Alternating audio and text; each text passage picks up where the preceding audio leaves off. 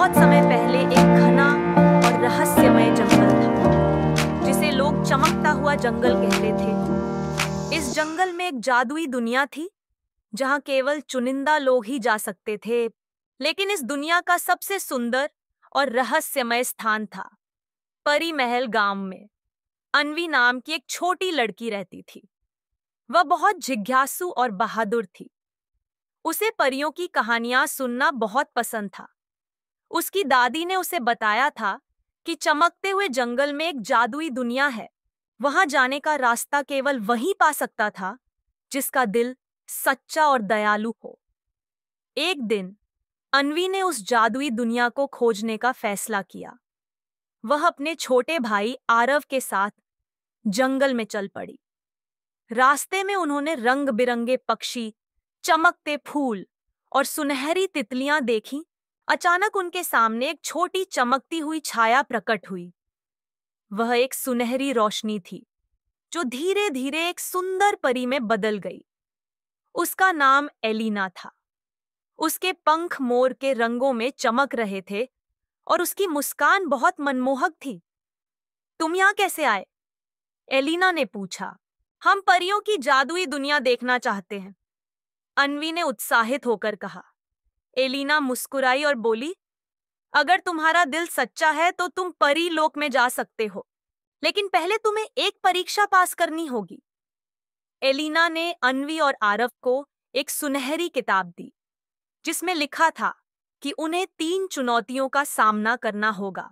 दयालुता की परीक्षा, जरूरतमंद की मदद करना, साहस की परीक्षा, अपने डर का सामना करना, बुद्धिमानी की परीक्षा, एक पहेली हल करना।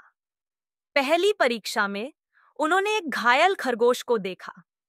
अन्वी ने तुरंत उसे उठाया और एक जादुई फूल की पंखुड़ी से उसकी चोट ठीक कर दी। एलिना परी मुस्कुराई और बोली, पहली परीक्षा पूरी हुई। दूसरी परीक्षा में उन्हें एक गहरी गुफा पार करनी थी। आरव को डर लग रहा था, लेकिन अन्वी ने उसका हाथ पकड़ा और कहा, हमें बस भरोसा रखना है। उन्होंने हिम्मत जुटाई और गुफा पार कर ली। तीसरी परीक्षा में उन्हें एक रहस्यमयी दरवाजे की पहेली हल करनी थी। दरवाजे पर लिखा था, जिसे तुम जितना बांटते हो वह उतना ही बढ़ता है। अन्वी ने सोचा और कहा, प्यार जैसे ही उसने यह कहा, दरवाजा खुल गया और उनके सामने परी लोक था। परी लोक अद्भुत था। महल चांदी और सोने के बने थे।